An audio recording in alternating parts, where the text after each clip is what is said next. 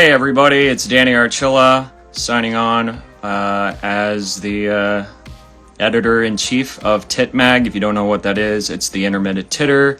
It's my passion project. That's not my that's a passionate honk right there. Anyway, let's go ahead and bring André on. We're gonna talk about what the word is with the latest in the world of comedy, in the humorverse, I like to say. Very new to this Instagram live stuff, guys, so you'll forgive me if it seems a little rocky at first. I think he's here. Andre, how's it going, man? How are you? How you doing, man? I'm doing really great. I apologize. There might have been a hiccup before, but, you know, I'm thankful for your patience, man. Always so very welcome. Yeah. So let's get into it, Andre. You must have heard about the Shannon Sharpe interview with Cat Williams by now. And like many comedians, I'm sure you have an opinion. I'm most interested to hear yours because, you know, when you and I talk off the cuff, you show an elegance and a poise with how you view, you know, talking crap. But, like, moreover, how do you feel about this interview that Cat Williams did? Do you feel like maybe he was in the right for exposing some comedians, or maybe he's just putting his nose into business that doesn't belong? I mean, this is the thing about comics that, you know, that's a different pay grade.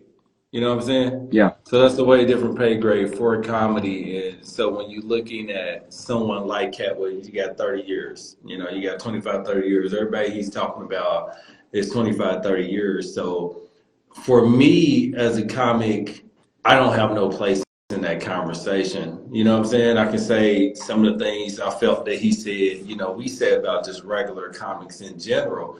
A lot of people aren't funny, but they're still getting booked. You know what I'm saying? But also you got to look at, it's so many different sides. You know, when you go listen to like a Steve Harvey interview and he talk about headlining this.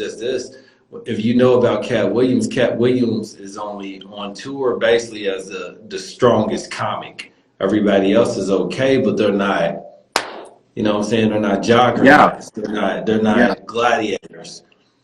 That's a different thing, you know, because I can't even talk about that because I'm not in a room with gladiators. I'm in a room with people who are trying to get there, you know? Of course, yeah. And it's definitely, as you said, a different pay grade. I just wonder, like, the amount of poise he had in, like, regarding his fellow compatriots, his fellow comics at his level, to maybe, like, try to be better than just, you know, as he said of Cedric the entertainer, you know, a joke thief, or as he said of, you know, Kevin Hart, a plant. Like, it's almost as if they tend to lose their sense of integrity if they let the money get to them. That was my impression. I'm not sure if maybe that's the one you share or not, but in that situation, do you feel like there's a way of communicating to others, hey, I prefer if my fellow comics would do things differently without, you know, calling out names, or do you think that maybe was necessary in his method to get others to step up and be a better example for younger comics? Okay, I mean, there's different angles. There's different angles that you have to look at, right? Yeah. We need to call out trash ass comics, but at the same time, black comedy and white comedy, those are two different kind of entities that's going down. This is something totally different. This is not a Carlos Mencia versus you know what I'm saying, versus a Joe Rogan kind of thing. This is something way different. So the poise that they're going back and forth, you're talking about a guy who got passed over. You know what I'm saying? So when you're looking at a person like that who got passed over, so I mean, you got to know comedy though, because right after this Kings of Comedy, you had Mike Epps that was supposed to take over. Mike didn't get it, Yeah. and then all of a sudden, Cat was there. And Cat was killing, and all of a sudden you seen Kevin Hart kind of jump, right? Because your Kings of Comedy, all of them straight went and did their own thing. D.L. went and did his own thing. Steve went and did his own thing. Bernie did his own thing. Sid did his own thing. So when you look at a person like a Cat Williams who has not had anybody vouch for him. No, but it's like Rudy Ray Moore. Rudy Ray Moore wasn't in Harlem Nights, so he was mad at at Eddie Murphy, at Richard Pryor, at Red Fox, at all those people, Delta Burst, because he was not in there. So when you look at someone like Cat Williams, who's never included, you know what I'm saying? He's never included in the conversations. So he's just trying to get recognition for himself. You know what I'm saying? Like, hey, give me. Yeah. That's all it is. Yeah. Okay. Yeah, I see what you mean there. It's almost as if like, it's a double-edged sword, because on one hand, it's like you said, you have to call out people that are kind of stinking up the rest of the batch of apples. On another hand, his work does speak for itself. Like, he is a strong comic. I remember, watching some of his earlier specials and just thinking like, wow, like I could never be that funny. But I'm happy to know that there's somebody funny out there. And yet, like, the need to do this, you wonder where it comes from. And even somebody in public might have mentioned, Illuminati presence. Is that a thing? Do we really think still in 2023 that's a thing? It definitely is a thing. It is always going to be a thing while they push black men to wear on dresses and stuff like that. So people do look at those things and going into the dark rooms and wondering what happens and what people will do to get into those doors. What a lot of people will do to be famous out here. Because you have to look, a lot of people aren't talented. You know what I'm saying? It's like Britney Spears or Christina Aguilera or Pink. If anybody know the history of those three artists, then you know that they were plants. You know what I'm saying? You know that none of those women were the singers they are because they pushed them into the black market first. So they were all three of those singers were pushed into the black market, period. So Pink started singing towards black audience. Christina Aguilera started singing towards black audience. I think the only one that really didn't go was Britney Spears. She tipped with it in the middle. She kind of went over with Pharrell. She went over when she did that Austin Powers. She did Austin Powers. Right. She kind of floated on the black R&B side.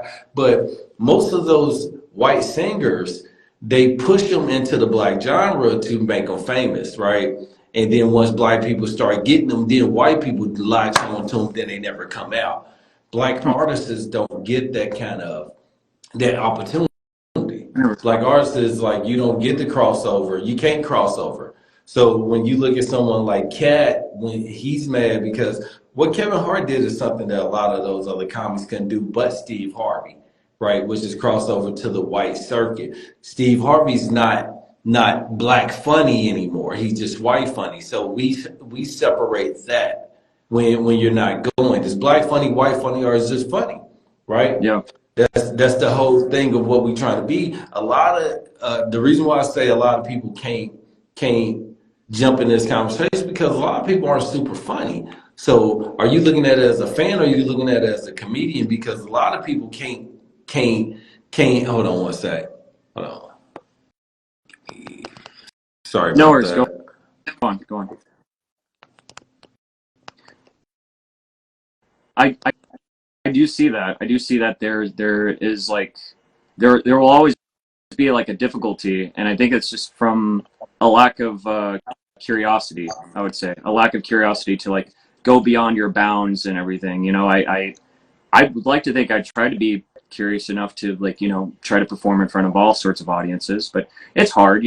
I've tried to do an open mic or two back when the J Spot was still around, or at least still active with mics, and man, it wouldn't be any easier for me as a young comic there than it would in like, that's different though. Yeah, that's different though. That's a way different kind of thing because it's like the thing. Have you ever watched the MTV roast where they were roasting Mike Tyson and Patrice O'Neal? Yeah. I mean, I think they would do that on Comedy Central. I'm sure. Right. And Patrice O'Neal was like, I don't like how white people treat you. They act like they're not scared of you. You know what I'm saying? Like these come on, Mike, these white people are acting like they not scared of you anymore. And you're Mike Tyson, right? So my fault. And that's the thing. So you gotta understand, us as black people, we have certain things that we have certain guidelines that other people don't have to deal with, even when it's come to music, when it comes to entertainment, when it comes to that. So basically, what Cat is doing is just saying, "Hey, y'all bunch of suckers," Yeah. right? He don't like the fact that I believe he just don't. I mean, besides the people still in the show, still into this, still in that, Cat don't like the fact that a lot of these cats are not funny and they're making it, but also at the same time, y'all making it off stolen things. Y'all making it off this. There's so many different stigmas into that. That's why I was like, I don't know. I want to know what's true and what's not true. I want to know if people did, because when you look at him saying Luda wore not Luda wearing the dress, Luda cutting his hair off for this, or Kevin wearing the dress or this. The factor is people are doing this. You know what I'm saying? They are doing this to get famous. A lot of people do have a number. A lot of people do have a number. Some of y'all will do whatever it does, whatever they ask y'all to do to get money. You know what I'm saying? To be famous. I remember working Yeah. at LA. I remember working at LA Fitness, and they wanted me to shave my face. They wanted me to shave. I was like, nigga, I'm not shaving.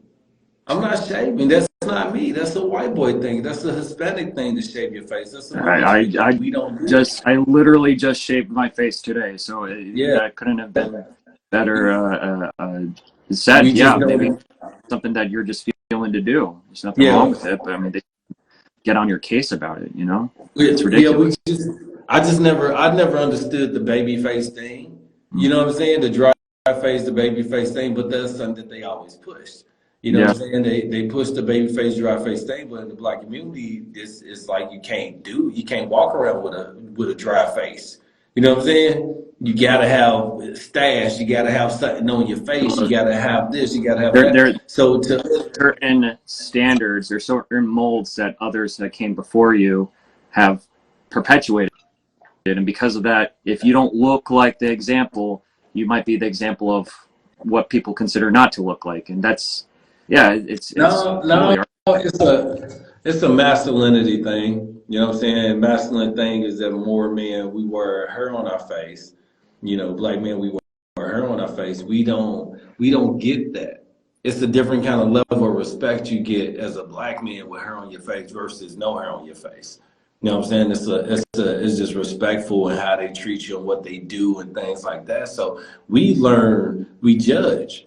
You know what I'm saying? So this whole Cat Williams thing is about a bunch of judgments. I'm judging you based on this. Hey, you can go watch Kings of Comedy, and a lot of people look at it now and be like, "Oh, that wasn't funny. That wasn't funny. That wasn't funny." For me, I thought the Queens of Comedy was just as funny, almost as comparable as the Kings of Comedy, because of the fact I only thought that Bernie Mac was funny. You know what I'm saying?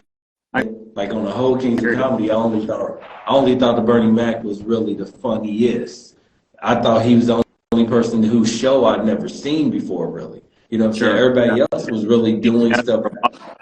He had a bravado when I would see him on like that clip, that infamous clip of Def Comedy Jam, and he's just like, "I am not scared of you. I'm not scared of any of you." Like it's just like, He oh didn't my say god, that. like that's He said, "I'm not sure you motherfuckers." This is a way yeah, exactly. different. Yeah, nobody could say it like he could say, it's irreplaceable.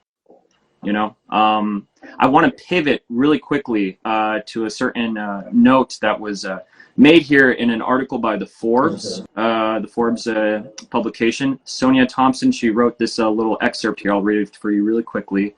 The lesson for marketers is to not take shortcuts. Don't settle for superficiality when it comes to engaging the communities you want to serve, especially those from underrepresented and underserved communities. What do you feel like that could translate to the general population? Read that again. So Sonia Thompson from Forbes wrote about the Cat Williams article. The lesson for marketers is not to take shortcuts. Don't settle for superficiality when it comes to engaging the communities you want to serve, especially those from underrepresented and underserved communities. I feel like there's like a broader way she could say that, as far as like, everybody has an audience, and so that way, you'll always be able. She's saying that Is that in reference to about Cat Cat Williams. Williams? I feel like she's saying that Cat Williams would prefer that his fellow comedians at his level don't take shortcuts, don't be trash, like be funny, but like work hard for it. And like all these people that have the clout they have, sold themselves out, Illuminati, whatever, they went about it the wrong way. So I guess my question for you, knowing that you're someone that actually works very hard, I've seen you all the time, just like working, hustling, focused on the goal, focused on comedy, focused on your motivation. Right. What's one way you would say to encourage yourself to not take the easy way out, to not cut corners, to like go about things with quality over quantity? I mean, this is the thing though. I think what she was saying, to me personally, she doesn't have a voice in this conversation.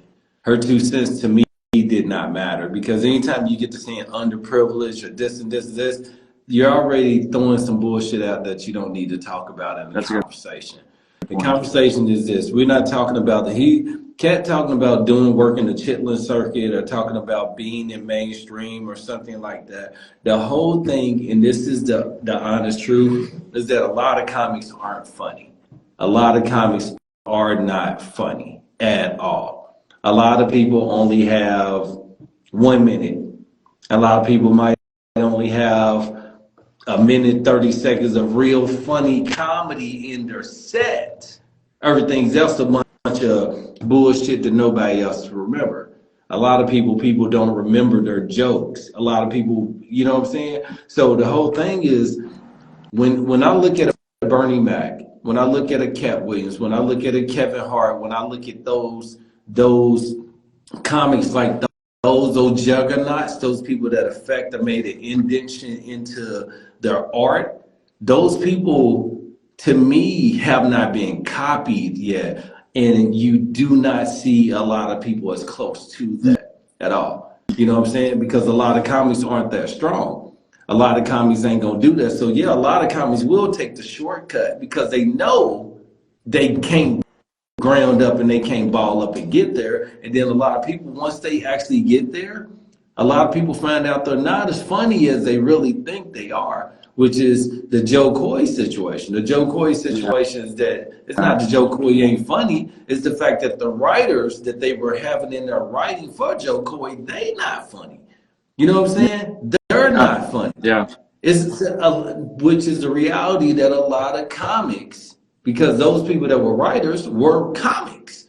A lot of those guys aren't funny. And they're in these rooms, and they in these rooms where they're doing comedy that we don't mess with. They doing white people comedy. White people comedy a lot different. That's a different kind of mentality. That's an unfunny beast. It's definitely as if they weren't really writing from Joe Coy's perspective at the Globes. Like I looked up actually some of those names the other day on IMDb, some of those names on Instagram, because that seems to be the new Google. And yeah, not only are a lot of them like, the majority of them are white, but like also like just a lot of them, I don't think they would be able to speak towards like how, okay, this is an audience of Hollywood elites. They're looking at this Filipino American type of comic, and the words they're hearing out of his mouth don't really match like the type of stand-up that he represents, not only as a comedian, but as himself, as a human being. So it's like, it's almost to say that the Globes made also a big error, as well as Joe Coy, in the sense that they didn't get how to like book people who would understand where he's coming from. That's like to say, if you had Jeff Ross hosting it, are you going to get somebody like, Jeff Foxworthy to write for him? Or are you going to get like a roast comic like Tony Hinchcliffe or Anthony Jeselnik to write for him? See, that's the part about it. That's the sad part about Cali, and that's the sad part about LA, and that's the same part about a lot of people, is the factor that it shouldn't be about a Hispanic comic or a Filipino comic or this kind of comic or this. Are you funny or are you not funny? You know what I'm saying? Yeah. Are you funny or are you not funny is the thing. It shouldn't be, I'm a Filipino comic, y'all ain't gonna get me, y'all ain't gonna understand me, y'all ain't gonna get this. You know what I'm saying? So and he's saying, what's the difference between people like Dave Chappelle, Chris Rock versus a Bernie Mac. So the difference is this: white people funny. There's no real. That's a template of reality in there, Yeah. right? So it's the 80-20. White people funny is going to be 20% real, 80% just whatever the hell. Black people funny, it has to be serious. We have to understand it. It have to touch us. You know what I'm saying? We have to know. We have to be there. The difference between the Chris Rock and the Chappelle and the Bernie Mac is that Bernie Mac never dumbed it down for white people to understand. Chris Rock and Bernie and Dave Chappelle will dumb down a black situation to get it translated to where white people understand it and other people understand it. Let me break it down to you in this kind of narrative. And the sad part about it is what it does is it makes comedy easy for the regular person. Comedy ain't easy. Comedy, a person shouldn't really look at you and see you do it and be like, I want to do it unless they're willing to do hard work at it. It's two different things. You can inspire me to go do comedy, or you can be so bad at comedy that I'll be like, fuck it, I can do this. You know what I'm saying? I see what you mean. So the whole thing that is crazy because I'm writing my special, right? And I'm writing my special called Fucking Genius because I realized that there's no great comedians out there right now. Besides our legends, there's no real solid, strong ass comics out there because the ones that they're putting in front of people are bullshit funny. I give everybody a few different kind of like I listen to you for about 10 minutes on Netflix and check out your special or Amazon, and I've watched every single new special come out, and none of them been funny. None of them. None of them been super funny. So it's the difference between understanding that you got to be in everybody got their different ways of funny, right? Yeah. You know what I'm saying? So you have everybody who have their different ways of funny. Everybody's funny in certain kind of rooms, right? So you got three kinds Certain of funny situations overall, yeah. Well, you got three yeah. kinds of funny. Three kinds of funny. You got in-person funny, right? You got relatable funny, and then you got I can look at it over the television and look at it and it's still funny. So a lot of people got inside joke funny that only certain people understand. That's when you divide the room, right? And then you got some I gotta be there kind of funny, right? But you shoot a special, people are laughing there, but people ain't laughing at home. That's what Kevin Hart was able to do. Kevin Hart can get people to laugh there. He can get people to laugh on television, and he can get people to understand the same thing because they've been through it. Those are three types of funny. Some people aren't that funny. You know what I'm saying? That's a hard kind of funny. That's a different kind of funny, and we don't have it. I hate to go long on that question, but No, yeah, it makes sense. It makes sense, actually. Really quickly, one last thing I wanted to bring up because we're running out of time, and I'm very grateful that you decided to do this. I'm already feeling like I've got a different understanding of comedy, as you've told me. You have your own brand. You have your own hustle. You have the C Students brand, and whenever I've seen you do anything with that, whether it be the shows you throw, the open mics that you bring comics up on, those amazing hour-long the morning announcements of sorts. You know, you lead with intention, but not only that, and I think a lot of comics tend to forget this. You also understand your impact after the fact of the intent. Right. So, what do you tell yourself whenever you're doing any of these projects? Like as you're staring back at the camera, staring back at a room full of comics, or staring back at 100 audience members, if given the opportunity, to be as genuine as possible while maintaining the funny. Well, I mean, I think it's different stages for myself. I had to overcome the fear of letting people know I'm way different. Like I'm way different. Like it's and it was I always been I always have been scared to say, hey, I'm just way different than a lot of people. I don't roll that kind of way. I'm not that kind of person. I can do anything. I'm a chameleon. You put me anywhere, I'm going to do it. That's a scary thing for a lot of people to know that person is a jack of all trades. Like really a jack of every single trade. You know what I'm saying? And it's scary because you don't know how people are going to accept you. So what I would do is that I used to get scared in different rooms. I might go here and kill and go here and get nervous because I don't know what to expect. You know what I'm saying? So I always have to explain this. I explain this to black people, but now that it kind of triggered over to where white people say this. Right. I never do anything that's a hustle. I'm not a hustler. I'm a businessman. I always been that way. And have a business. You run it as I'm a business. businessman. Yeah. I always had a business. A lot of people used to tell black people when they would go do things, they'd be like, oh yeah, this is my hustle, this is this. And then they'll point a little white kid doing the same thing, they'd be like, that's your job, that's your career. This is my job. This is my career. This is what I do.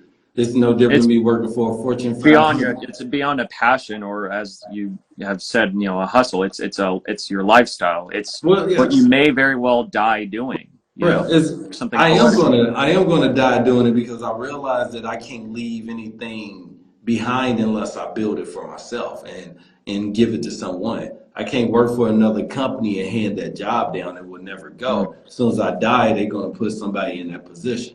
So you gotta have something that if you want a legacy, you gotta be able to build something. I'm starting my own scholarship where I'm putting people through college by donating books and paying for their books until I can get where I need to. But it has to be a legacy that's built.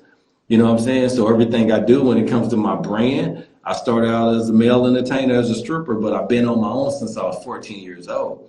So when I started dancing, I had Romeo Entertainment because I was a dancer and I was an entertainer. I worked with MC Hammer. I did things as a backup dancer. I started acting. I started doing this. And I started doing like door-to-door sales, to talk to people, to talk to more women, to do this. And I realized that I am a brand. My whole everything about André Romeo Mulligan is a brand. Everything about me is a brand. I am a businessman. I am a Fortune 500, and people just got to learn about me. You know what I'm saying? So everything I do is built on this is going to be the next 100 years or the next 1,000 years. It's not, the next 2 years. It got to be longevity. You gotta look at yourself. I had to look at myself and say, all right, Dre, you gotta really live life like you ain't gonna get the opportunity again. So I stopped living in fear because I did used to look at it like that. People do live in fear. People do feel like they got a year. It's New Year's. Oh, I got a whole year. No, you don't. You can fucking die today. You can die tomorrow. You can die next week and you ain't got nothing done. Yeah. When you die right now, and everything you built up until the day you die right now is what you did. If you have nothing to pass down. You have nothing to pass down. You know what I'm saying? And you have to look at it. You know what I'm saying? So Yeah.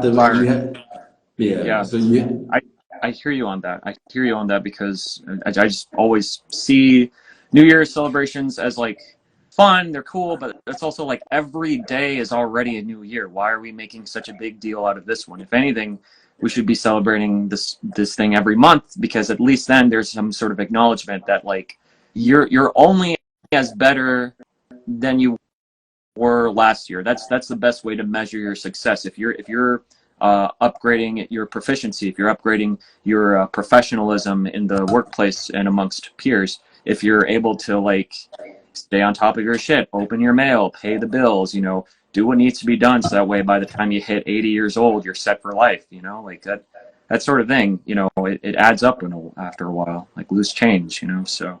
It's 5 years. It's 5 years, not necessarily 2. Yeah. It's 5. So if you look at yourself 5 years ago, you go back 5 years, you say, what was I at 5 years ago? Normally, you're in the same situation that you've been in versus financially or a child, education-wise. Normally, people are still living in the same zip code that they lived in if they lived somewhere else. Normally, they're in the same situation. Normally, they're dealing with the same kind of women. Normally, they're making the same kind of mistakes. Normally, they're doing that. That's a 5-year trend. It's never a 2-year trend. It's a 5-year trend.